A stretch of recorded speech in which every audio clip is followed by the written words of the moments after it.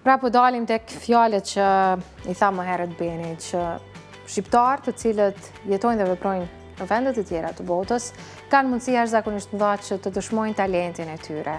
Dhe ne kohë më parë, për të mos të ndoshta rreth 3 javë më parë, kemi realizuar një intervistë me këngëtaren Hana Arlati, e cila ka realizuar një performancë jashtëzakonshme në The Voice of Finland për të marrur vëmendjen e të gjitha mediave finlandeze.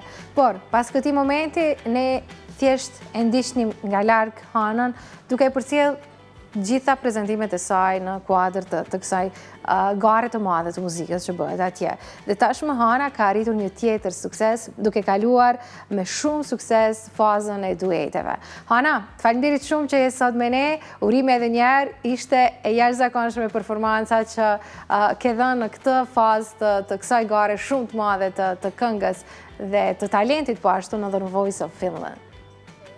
Faleminderit shumë juve për ftesën edhe për krajën e vazhdueshme që prej fazës të parë, është kënaqësia ime sot me qenë këtu. E meriton me të vërtet. Hana, para se të flasim me ty dhe të mësojmë më shumë rreth krejt asaj çfarë ka ngjall, po besoj që regjia do të na mundsoj që të shohim një pjesë të performancës që ishte e jashtëzakonshme, ku bashkë me Greta Silhova ju keni kënduar këngën It's All Coming Back to Me, një perlë e muzikës botërore, unë do të thoja.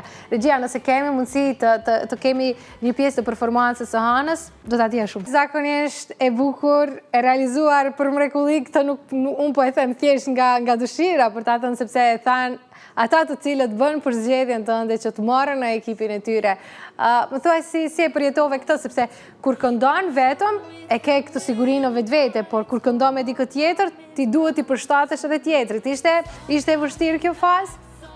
Në fakt, Njëra eliminohet, por gjahu diçka interesante, ti ndryshove mentoren, sepse mentoria që kishe deri në këtë kohë zgjodhi për Kreton. Por kishte një interesim shumë të madh të tjerëve për të pasur pjesë të ekipit.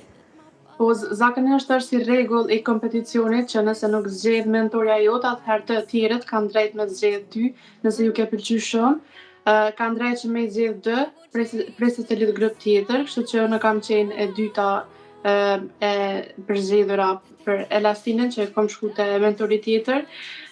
Mandej kanë qenë dë të interesuar dhe më ka Prezantimeve në The Voice of Finland, sa të ka ndryshuar jeta, sa ka ndryshuar mënyra edhe qasja njerëzve ndaj teje, po besoj ke pas një vëmendje shumë të madhe, s'pari këtu të media në Kosovë dhe patjetër atje në Finland ku jeton.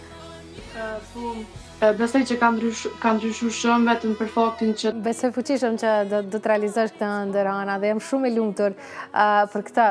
Çfarë na pret tutje në këtë garë të fortë të talentit, performancës, dashnisë për muzikën mbi gjitha, unë do të thoja.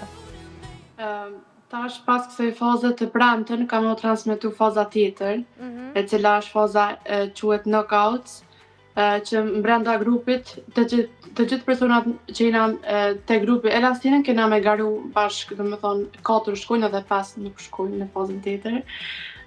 Po të shohim se çka po ndodh të premten. A guxojmë ditë çfarë ka ndodhur me që është fazë e xhiruar apo do duhet të xhirohet apo do të jetë live? Nuk më vetë tregu, po më me tregu vetëm këngën që kam kënu është And I Am Telling You, e Jennifer Hudson. Vesh një pyetje të fundit, a guxojna me u gëzu? Nuk e di. Hana, shumë suksese e dashur. Cili do të qoftë rezultati që do të prekësh ose do të arrish të premten, ti ke shkëlqyer dhe do të vazhdosh shkëlqesh fort. Faleminderit shumë. Shumë faleminderit edhe juve për mbështetjen, shpresoj që të shihemi përsëri. Patjetër, shumë suksese.